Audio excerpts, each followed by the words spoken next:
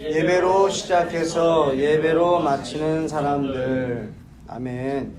헤로드 왕 때에 예수께서 유대 베들레헴에서 나심에 동방으로부터 박사들이 예루살렘에 이르러 말하되 유대인의 왕으로 나신 이가 어디 계시냐? 우리가 동방에서 그의 별을 보고 그에게 경배하러 왔노라 하니 헤롯 왕과 온 예루살렘이 듣고 소동한지라. 왕이 모든 대제사장과 백성의 서기관들을 모아 그리스도가 어디서 나겠느냐 물으니 이르되 유대 베들레헴이오니 이는 선지자로 이렇게 기록된 바 또 유대 땅 베들레헴아 너는 유대 고을 중에서 가장 작지 아니하도다. 내게서 한 다스리는 자가 나와서 내 백성 이스라엘의 목자가 되리라 하셨음이니라. 이에 헤롯이 가만히 박사들을 불러 별이 나타난 때를 자세히 묻고 베들레헴으로 보내며 이르되 가서 거기서 아기에 대하여 자세히 알아보고 찾거든 내게 구하여 나도 가서 그에게 경배하게 하라. 박사들이 왕의 말을 듣고 갈새 동방에서 보던 그 별이 문득 앞서 인도하여 가다가 아기 있는 곳 위에 머물러 서 있는지라. 그들이 별을 보고 매우 크게 기뻐하더라. 집에 들어가 아기와 그의 어머니 마리아가 함께 있는 것을 보고 엎드려 아기께 경배하고 보배압을 열어 황금과 유황과 모략을 예물로 드리니라. 그들은 꿈에 헤롯에게로 돌아가지 말라 지시하심을 받아 다른 길로 고국에 돌아가니라. 우리 안에 예수님이 계심을 믿으시기 바랍니다. 우리가 믿는 것은 예수님이 나와 함께 한다는 걸 믿는 거지 어딘가에 그냥 존재하신다라는 것이 아닙니다. 그분이 내 안에서 우리를 지금 인도하고 있다는 것을 여러분들이 믿고 사시길 바랍니다. 여러분, 욕심은 끝이 없습니다. 욕심이 없던 사람도 권력 앞에 서면 또 물질 앞에 서면 욕심이 생겨나는 것 같아요. 그래서 욕심은 끝도 없어요. 사실 하와가 선악과 앞에 서지 않았다면, 그걸 보지 않았다면, 그것을 먹지 않고 살던 그 하와에게 사탄이 그 하와의 시선을 그 선악과에다 돌리지 않게 했다면 얘기는 좀 달라졌을 것 같아요. 근데 사탄이 우리에게 하는 역할은 뭐예요? 우리의 시선을 자꾸 현혹시키는 거예요. 그게 사탄의 역사입니다. 그로 인해서 우리 마음 가운데 욕심이 자리 잡게 되면은 그 욕심에 사로잡히게 되는 거거든요. 조이어스 타임 때 어느 한 집사님이 꿈을 꾸신 이야기를 저한테 해주셨는데, 꿈속에서 렌트비를 내기 위해서 일을 했다는 거예요. 렌트비 내기 위해서 여러분 열심히 일하고 계시지 않습니까 지금? 근데 꿈속에서 그 주인이, 집주인이 렌트비를 내지 말라 그런 거예요. 야, 얼마나 좋습니까 여러분? 그냥 생각만 해도 좋지 않습니까?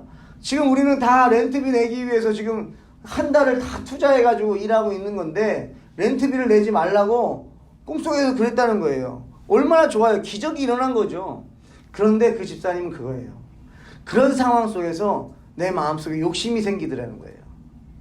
주인에게 이 집에서 나를 프리로 살게 할 것 같으면 그냥 이 집을 나한테 줬으면 좋겠다. 이 집을 내 명의로 바꿔주면 좋겠다는 거예요.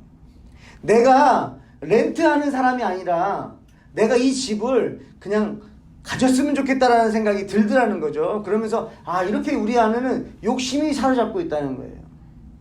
근데 그 얘기를 듣는데 여러분 잘 생각해 보세요. 그 집을 갖는 게 나을까요? 아니면 프리로 사는 게 나을까요? 프리로 사는 게 나은 거 아닙니까? 집을 소유하게 되면, 여기 이제 집을 가지신 분들은 아시겠지만 나라에 세금도 내야 돼요. 그리고 관리비도 내야 되는 거거든요. 근데 주인이 렌트비만 내지 말고 살라는 얘기는 내가 여태까지 관리비 내고 했던 거는 내가 계속 할 테니까 이제 당신 렌트비만 내지 말고 그냥 살라는 거 아니에요.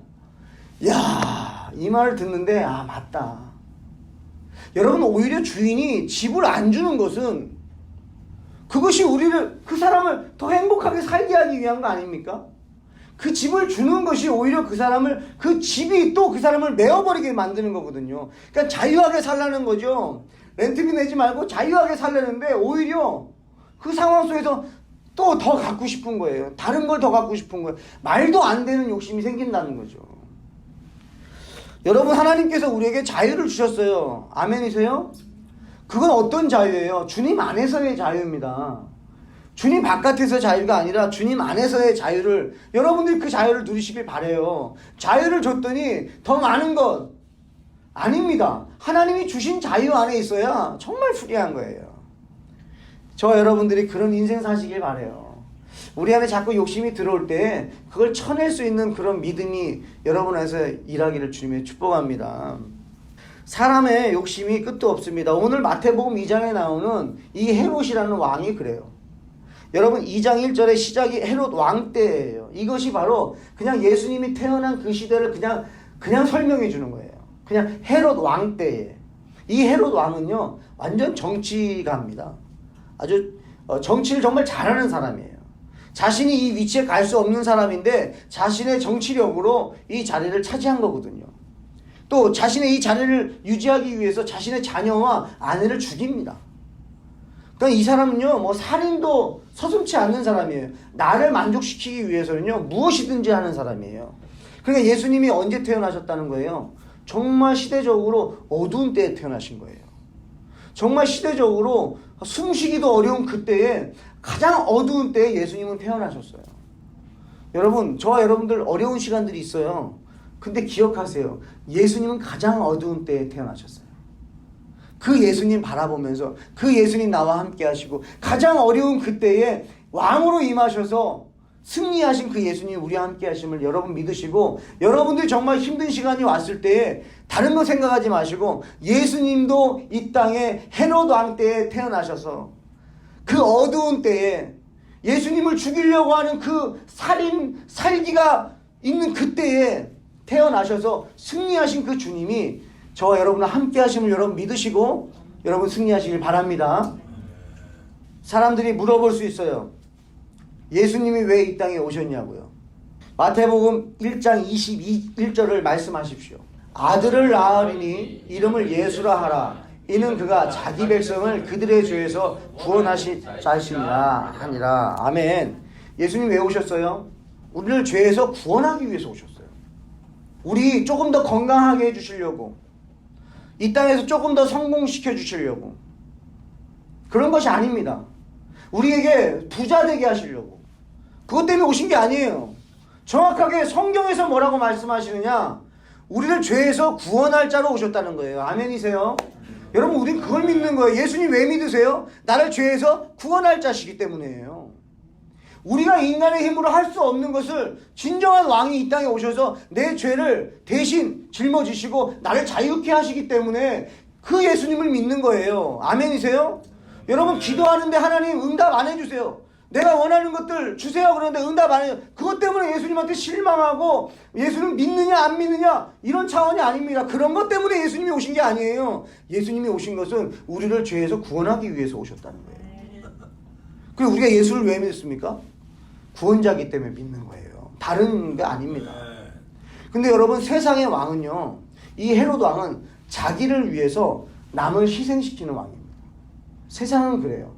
세상은요 자신을 만족시키기 위해서요 누군가를 희생시킵니다. 세상은 그렇습니다. 세상은 나를 채우기 위해서 누군가를 희생시킵니다. 내 정당화를 세우기 위해서 남을 핍박합니다. 내 주장을 옳다고 하기 위해서 남의 주장을 깎아내립니다. 그럴 수밖에 없어요. 그것이 세상이에요. 세상적인 관점이에요. 세상의 왕인 헤롯은 그렇습니다. 저와 여러분들은 안 그러길 주님이 축복합니다. 내가 살기 위해서 다른 사람 업신여기고, 나를 더 세우기 위해 다른 사람 깎아내리고, 내 말을 주장하기 위해서 다른 사람의 말을 무시하는 그런 모습은 우리 안에서 이미 떠나간 줄 믿습니다. 왜? 예수가 우리 안에 계시기 때문에. 예수님은 그런 분이 아니세요. 그러면 진정한 왕은 어떻게 오셨어요? 예수 그리스도는 우리의 진정한 왕은요 자신을 희생해서 백성을 살린다는 거예요. 여러분, 자신을 희생해서 백성을 살리는 거, 이것이 바로 우리 예수 그리스도이십니다. 희생해서 다른 사람을 살리는 거, 이것이 바로 복음의 능력입니다. 예수 믿는 사람들, 예수가 내 안에 계시잖아요. 그래서 예수 믿는 사람들이 그래서 희생이 나오는 거예요. 절제가 나오는 거예요. 저는 오늘도 찬양하면서 하나님이 주시는 것이 그런 생각이 있었어요. 내 부족함이 드러나면요 당연한 거죠. 맞습니까? 여러분, 여러분의 부족함이 드러나는 건 당연한 거죠. 근데 여러분의 부족함이 안 보일 때는 기적인 거예요. 그것은 하나님의 은혜입니다. 예수님의 은혜예요. 그래서 누가 우리에게 뭐라고 얘기하더라도 그냥 그거 받아들이면 되는 거예요. 안 그랬습니까? 우린 죄인이에요. 우린 연약해요. 완벽한 사람 아니에요. 그냥 받아들이면 되는 거예요. 그게 왜냐면 그게 오히려 우리의 죄인이라는 걸 고백하고 나아가는, 그래야 예수 그리스도의 은혜가 큰 거예요. 아멘. 우리를 죄에서 구원하신 그 예수 그리스도께서 저 여러분 안에 있음을 믿으시기 바랍니다. 요한복음 6장 33절 35절에 하나님의 떡은 하늘에서 내려 세상에 생명을 주는 것이니라. 그들이 이르되 주여 이 떡을 항상 우리에게 주소서. 예수께서 이르시되 나는 생명의 떡이니 내게 오는 자는 결코 줄이지 아니할 터이요 나를 믿는 자는 영원히 목마르지 아니하리라. 아멘. 이렇게 예수님께서 말씀하셨어요. 오병이의 기적을 일으키시고 다음날 사람들이 다시 찾아옵니다. 왜 찾아왔을까요? 내가 배고픈 내 배를 채워달라는 거죠. 내 배 채워주신 예수님, 어제도 채워주신 예수님, 오늘도 채워주세요 하고 예수님 앞에 나온 거예요. 그때 예수님이 뭐라고 말씀하셨냐면, 얘들아, 나는 겨우 그 정도 한 끼 양식 주려고 온 게 아니라 너희들에게 영원한 생명 주러 왔어. 나를 먹어라. 그러니까 사람들이 어떻게 합니까? 떠나가요. 다시는 예수님을 쫓지 않습니다. 그때 예수님께서 제자들에게도 물어보시는 거예요. 너희도 나를 떠나려느냐? 여러분, 예수님은 우리에게 생명 주러 오셨습니다. 생명 얻었으면 다 얻은 거예요, 여러분. 그 이외에는요, 그 생명을 가지고 살아가는 거 아닙니까? 생명이 있어야 일도 하는 거고요. 생명이 있어야 살아가는 거예요. 그 근원인 생명을 우리에게 주셨기 때문에 우리 사실 이 땅에서 그렇게 이 땅에 바벨탑 쌓을 필요가 없답니다. 그냥 그 예수가 주신 생명 가지고 예수와 함께 이 땅에서 살아가다가 주님 부르시는 그날 우린 가는 거예요. 왜? 그것이 더 좋으니까요. 예수님이 저와 여러분에게도 질문하실 수 있겠어요. 여러분 교회에 왜 오세요? 예배 왜 하세요?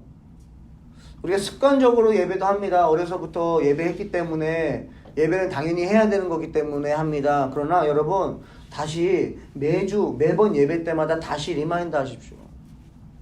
생명 되시는 예수 그리스도 만나러 오는 거예요. 예수님한테 집중하셔야 돼요. 예수님을 잃어버리면 안 됩니다, 여러분. 부모도 어린 시절에 예수님을 잃어버렸어요. 잠깐이에요. 잠깐이면 잊어버립니다. 여러분 예수님께 집중하십시오. 교회에 오셔서 예수님께 집중하십시오. 사람에게 집중하지 마십시오. 예수님께 집중할 때에 그 예수의 시선으로 사람을 보게 되는 것이고요. 그 예수님께 집중할 때 예수님의 공급하시는 힘으로 섬기다 보니까 분열이 없어지고요. 교회 안이 더 따뜻해지는 거예요. 예수님의 사랑으로 가득 채워지는 거예요. 저 여러분의 눈을 빼앗기지 않기를 축복합니다. 근데 오늘 이 본문의 2장의 동방박사들이요. 별을 보고 쫓아왔어요. 여러분 별을 보고 쫓아왔어요. 이게 무슨 말인지 아십니까? 그냥 어릴 때는 별이 움직였구나 그렇게 생각했어요. 잘 생각해 보세요. 별이 움직였다는 건 우주가 움직인 거예요. 하나님은요. 하나님을 예수 그리스도를 사모하는 자를 위해서요. 우주를 움직이시는 거예요. 우주를. 저와 여러분들이 예수님 만나셨어요? 그러면 우주가 움직인 거예요. 그런 우주가 움직이는 것보다 더 큰 역사가 일어난 것입니다. 우리가 예수를 만났다는 건요. 여러분 하나님의 인도하심이 아니고는 갈 수가 없어요. 근데 이 동방박사가요. 이 별을 보고 쫓아가는데 잘 가다가 예루살렘으로 가요. 여러분 베들레헴으로 가야 되는데 예루살렘으로 가요. 왜 그랬을까요? 잠깐 이건 놓친 것이 아닌가라는 생각이 드는 거죠. 왜냐면 헤롯 궁이요 화려했습니다.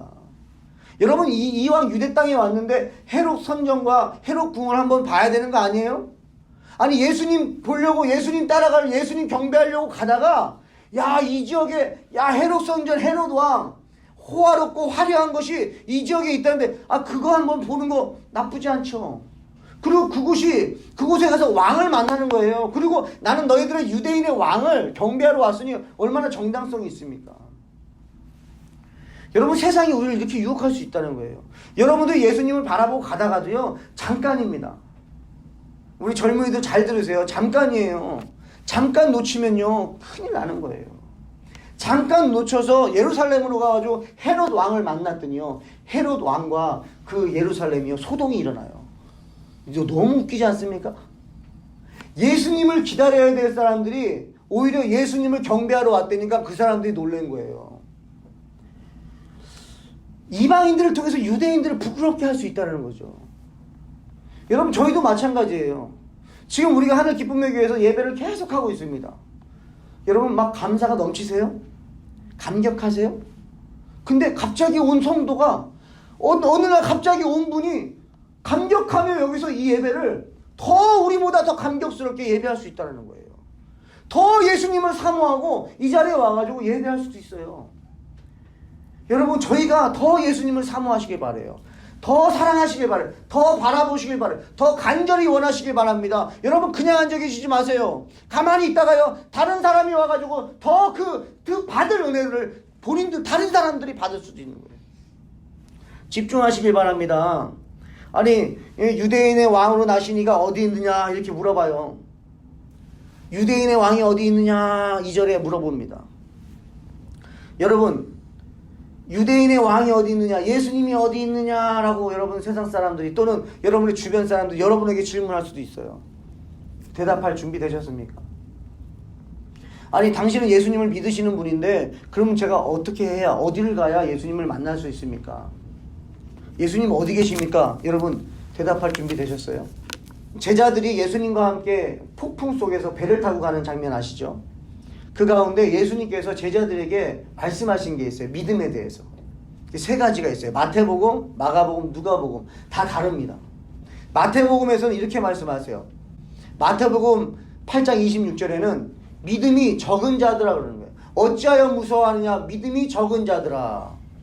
마가복음에서는 마가복음 4장 40절에 너희가 어찌 믿음이 없느냐라고 말씀하시는 거예요.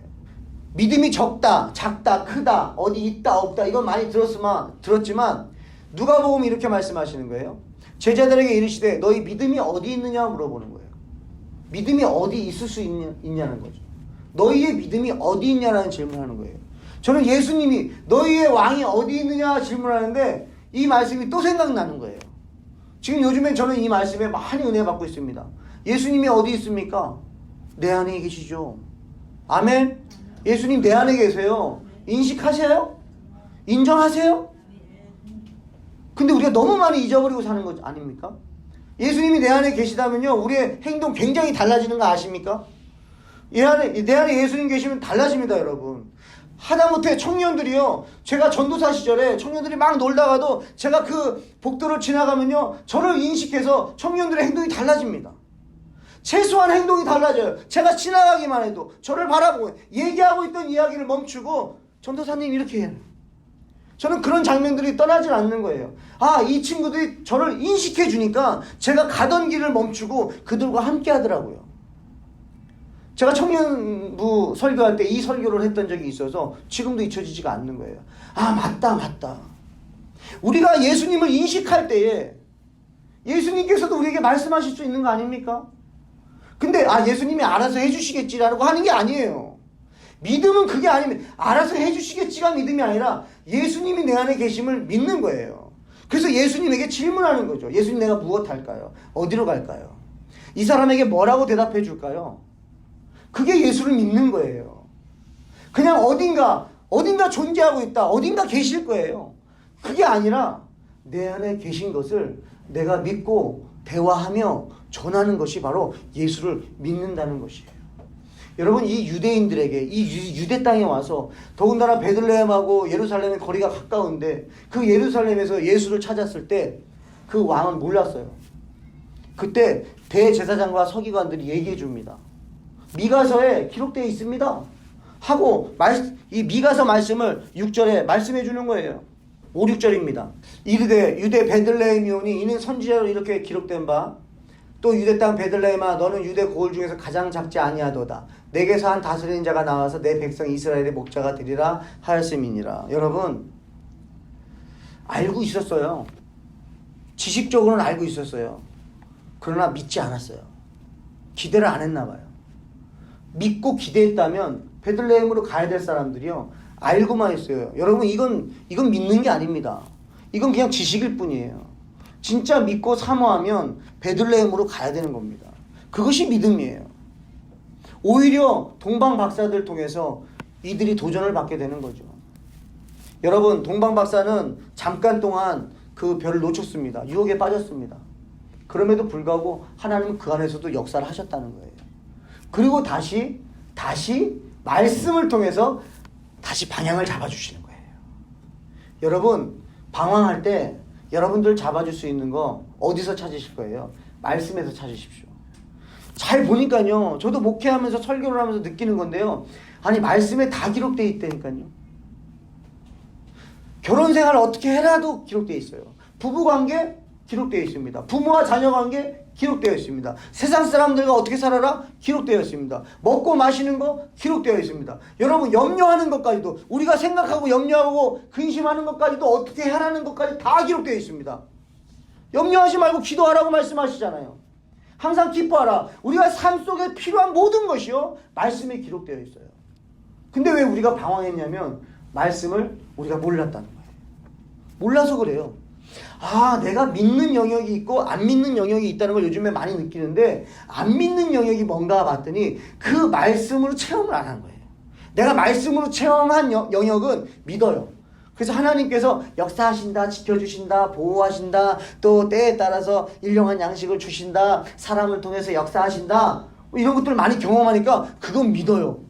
그런데 다른 것들, 다른 영역, 내 인생 책임진다, 내 배우자 만나게 하신다, 내가 들어갈 학교도 하나님 다 준비해 놓으셨다, 내가 갈 직장도 준비해 놨다, 하나님 다 준비해 놨다, 이런 영역들을 또 못 믿는 사람들이 참 많은 것 같아요.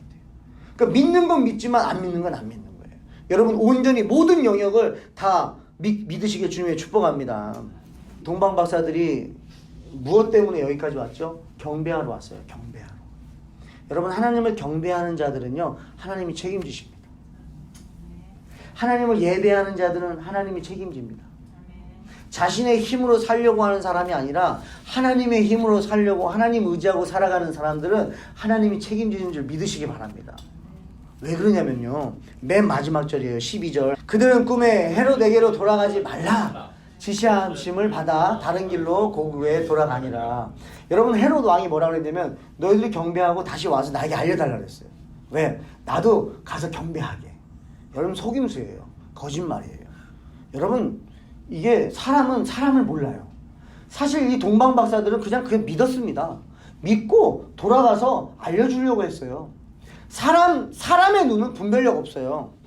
여러분 사람 이렇게 어른들 보면 나는 보는 눈이 있어, 사람 보는 눈이 있어 그러는데 한번 물어보고 싶어요. 사람 얼마나 만나셨는지, 몇 명 만나셔서 그렇게 말씀할 수 있는지. 아니에요. 그런 분들이 사기당합니다. 내가 안다라고 할 때 그 안다라고 하는 것만 딱 속이면 확신 주면 사기당한다는 거예요. 여러분 의심하고 있는데 그걸 확신으로 바꿔주면요 완전히 믿고 따른다는 거예요. 이 동방 박사들도 사실은 속았죠. 그래서 헤롯성으로 갈 뻔했어요. 헤롯성으로 돌아가지 마세요.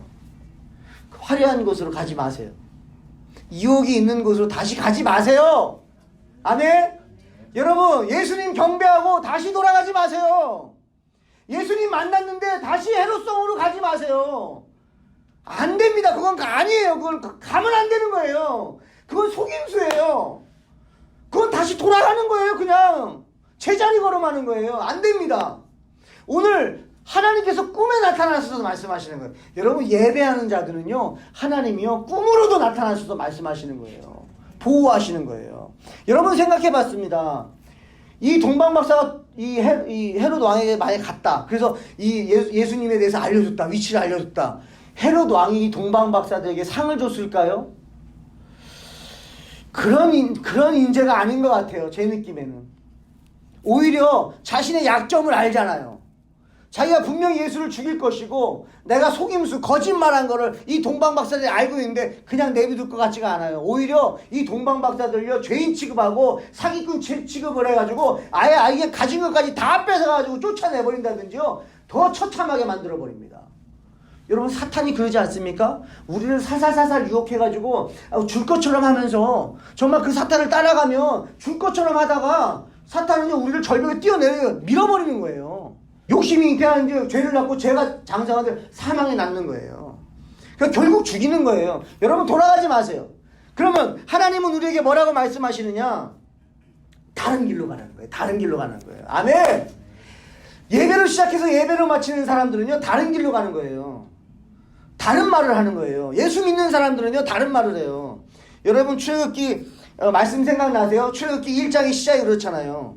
바로가 이 히브리 여인들이 아들을 낳으면 이 산파들을 시켜서 그 아들들을 낳다가 죽이라는 거예요. 왜? 히브리 사람들이 너무나 많아지니까. 그때 이 두 산파가요 왕을 두려워합니까? 아니면 하나님을 경외합니까? 하나님을 경외해요. 여러분 세상 왕 두려워하지 마세요. 하나님을 경외하고요 다른 말을 해버립니다. 히브리 여인들은 건강해서 내가 도착하기도 전에 이 아이들을 낳아서 우리가 어쩔 수가 없다 라고 다른 말을 했어요. 여러분 예수 믿는 사람들은요 다른 말을 하는 겁니다. 예수 믿는 사람들은요 다른 길로 가는 거예요. 예전에 갔던 길로 가는 게 아닙니다. 이제 내가 예수님을 만나고 예수님을 경배하게 되면 우리는 방향이 달라지는 거예요. 달라지셔야 됩니다. 다른 길로 가십시오. 여러분 다른 생각하십시오. 다른 말을 하십시오. 어떤 거예요? 예수가 내 안에 계시니까 예수님 어디로 갈까요? 그전에는 내가 가고 싶은 데로 갔다면 이제는 예수님 어디로 갈까요? 가는 거예요. 예수님 무슨 말 할까요? 말하는 거예요. 예수님 무슨 생각할까요? 생각하는 거예요. 그 예수님 믿는 사람이에요. 그게 예수님께 휘어잡힌 사람이에요. 그 예수님이 충만하게 우리를 지배하고 계시다는 거예요. 그 성령 충만한 거예요. 말씀 충만한 거예요. 말씀이 여러분들의 생각을 주장할 수 있도록, 여러분들의 입술을 말씀이 주장할 수 있도록, 여러분의 행동을 말씀이 주장할 수 있도록 여러분의 마음을 열고 영접하시고 그 뜻대로 사실 주님의 축복합니다. 로마서 1장 17절 복음에는 하나님의 의가 나타나서 믿음으로 믿음에 이르게 하나니 기록된 바 오직 의인은 믿음으로 말미암아 살리라 함과 같으니라. 아멘. 영어로 봤더니 faith from first to last예요. 그러니까 믿음으로 시작해서 믿음으로 마친다는 거예요. 아멘. 여러분 예배로 시작하셨으면 예배로 마치십시오.